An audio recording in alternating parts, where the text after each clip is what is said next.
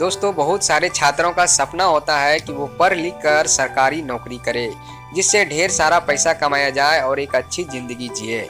लेकिन कई छात्र जानकारी के अभाव में वो कर नहीं पाते जो वो चाहते हैं। बहुत से छात्र चाहते हैं कि वो कलेक्टर बने, लेकिन पूरी जानकारी नहीं होने के कारण वो कोई और पढ़ाई करने लगते हैं। लेकिन दोस्तों, अगर आप कलेक्टर बनना चाहते हैं या फिर कलेक्टर कैसे बने उसकी पूरी जानकारी रखना चाहते हैं, तो ये पूरी वीडियो आप जरूर देखना, क्योंकि आज की इस वीडियो में मैं कलेक्टर बनने से जुड़ी सारी बात बताने वाला हूँ। जैसे कि कलेक्टर बनने के लिए कौन सी पढ़ाई करनी पड़ती है, कौन सी परीक्षा देनी पड़ती है, कितनी बार परीक्षा दे सकते हैं, उम्र सीमा कितनी होनी चाहिए और एक कलेक्टर बनने के बाद सैलरी कितनी मिलती है। पूरी जानकारी आज यहाँ से आपको मिलने वाली है। तो चलिए अब वीडियो शुरू करते हैं। दोस्तों, सबसे पहले जानते हैं क्वालिफिकेशन यानी योग्यता के बारे में। तो दोस्तों, कलेक्टर बनने के लिए आपकी योग्यता किसी भी मान्यता प्राप्त विश्वविद्यालय से कम स्नातक की डिग्री यानी ग्रेजुएशन आवश्यक है। ग्रेजुएशन आप किसी भी विषय में पूरा कर सकते हैं, लेकिन ध्यान रहे आपको यदि कलेक्टर बनना है तो उसके लिए आपको आपका पढ़ाई का स्तर काफ़ी ऊंचा रखना होगा। आपको 12th के बाद ही आप जिस विषय में ग्रेजुएशन कर रहे हैं उसके हर विषय को गंभीरता से अध्ययन करना होगा। यदि आप ग्रेजुएशन में सिर्फ पास होने मात्र के लिए पढ़ाई करेंगे तो आपको आगे काफ़ी मशक्कत करनी पड़ेगी। इसलिए प्रारंभ से ही हर विषय, हर चैप्टर को गहराई से समझने की कोशिश करें। तो चलिए अब बात करते हैं उम्र सीमा की। कलेक्टर की परीक्षा के लिए विभिन्न वर्गों के लिए अलग अलग उम्र की सीमा रखी गई है।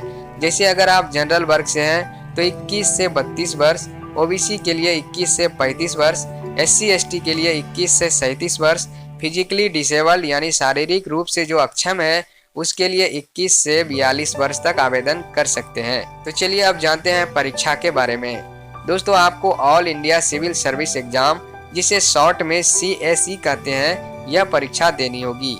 यह परीक्षा साल में सिर्फ एक ही बार होती है। इसका संचालन यूनियन पब्लिक सर्विस कमीशन यानी UPSC करता है। All India civil service exam का नोटिफिकेशन हर साल दिसंबर जनवरी महीने में आता है। अगर आपका ग्रेजुएशन कंप्लीट है तो आप फरवरी से मार्च तक आवेदन कर सकते हैं। UPSC के तहत सिविल सर्विस एग्जाम 3 चरणों में आयोजित की जाती है: प्राइमरी एग्जाम, मेन एग्जाम और इंटरव्यू।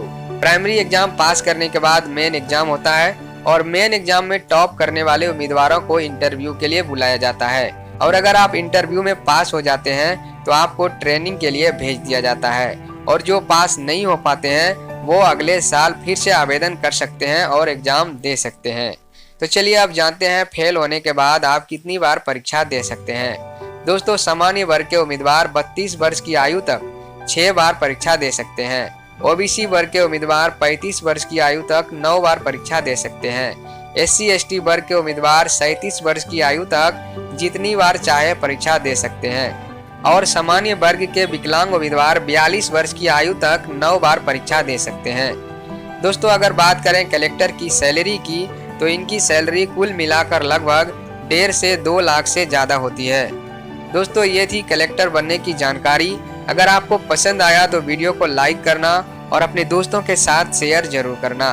मिलते हैं अगली वीडियो में एक नई जानकारी के साथ। तब तक के लिए नमस्कार।